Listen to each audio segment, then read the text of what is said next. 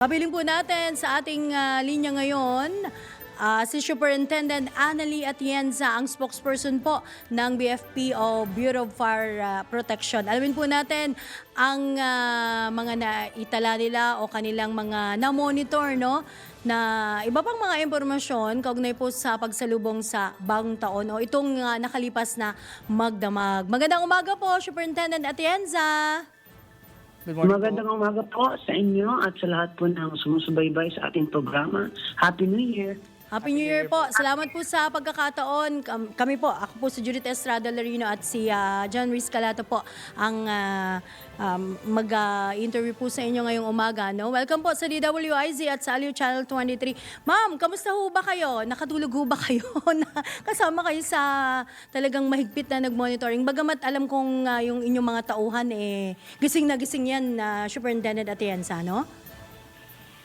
Yes po, kahit pa paano nakapikit naman ng tablet at maya-maya nag-monitor na po at ito na nga po, answering interviews na ulit tayo. Opo, oo. Medyo nakanap din pala kayo, no? Kamusta po naman ang monitoring nyo nitong magdamag, ma'am? Marami ho bang nagpasaway pa rin ng mga kapwa natin Pilipino? Titigasin ng ulo ng iba, no? Gusto yata talaga ng disgrasya. Monitoring nyo po, kamusta? As of this time, wala po tayong na-receive na report relative to firecrackers. So far, meron po tayong initially lang po 9 na fire incident sa NCR, though the cause is yet to be identified pa po. Saan ho ba yung mga naitala nyong sunog, Superintendent Atienza? Dahil din ho ba yan Ito sa po. paputok? Oo. Ito pong 9 na initial report ay meron sa Malabon, sa Manila, meron din sa Kamuning. So, mostly po ay around Manila. Around, oo, sa Metro Manila, no? Kumpara ho last year sa inyong monitoring, ma'am, ano ho ba, tumaas ho ba yung insidente ng mga sunog dahil sa paputok? Especially ngayong magdamag, nitong nakalipas na magdamag, o yung bisperas mismo, no, sa pagsalubong sa bagong taon po?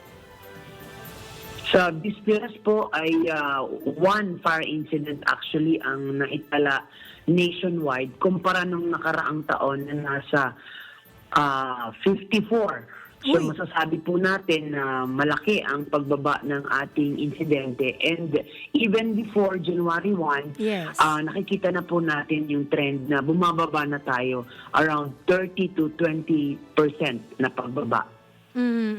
Saan nyo ho na-attribute yan? Ano bang mga factors niyan? Dahil, well, tulong-tulong din naman ho ang ating mga otoridad at even yung publiko. Bagamat, may mga pasaway talaga, no, Superintendent Atienza? Yes po, siyempre po masasabi po natin na itong mga kaganapang ito ay concerted efforts na ng Bureau of Fire Protection at participation ng ating community. So malaki po ang naging impact ng ating Oplan Ligtas Pamayanan. Ito nga po yung pagbabahay-bahay at kasama na po dito, ito siyempre ang information drive ng ating ahensya, lalong-lalo na po sa social media. Yun. Nasabi nyo nga po, Ms. Annalie, series po ito. Nasabi po ninyo na wala pong kaso ng walang kaso ng firecracker-related na nasunog. So, is it an indication po na naging effective yung kampanya ninyo this New Year? Yes po, malaking bagay po talaga yung pag-iingay natin simula September, no? Bare months natin talagang nag-iingay na po tayo. At syempre yung mga ordinansa din na ipinasa ng ating mga city mayors dahil napakalaking impact po nito para patuloy po sa pagbaba ang ating mga insidente po ng sunog.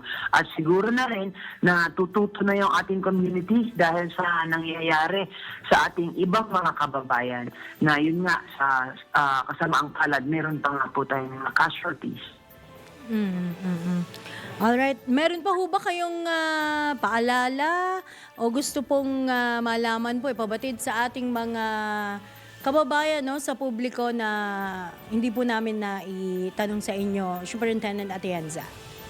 Inaantabayanan pa rin po natin kung ano man po yung dagdag na information. Kaya sana po manatili po tayong maging observant din sa paligid, lalo na sa mga oras na to. Huwag po tayong basta-basta magwawalis at magdadampot ng basura, lalo na yung mga areas na pinag-fireworks natin. Buhusan po natin ng tubig bago po tayo maglinis. Salamat po. Superintendent, Ihabol pa raw po.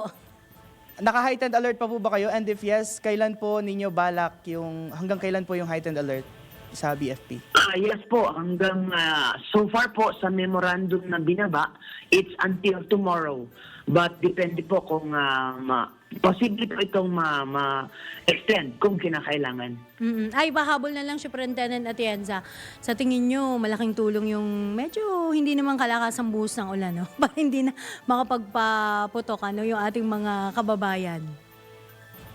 Maari po dahil medyo lumamig yung panahon, Yes. Kaya siguro din hindi ganun bilis pumalat yung mga sunog po natin. Ayun, alright. Naku, maraming salamat po at Happy New Year sa inyo, ma'am. Dyan sa BFP.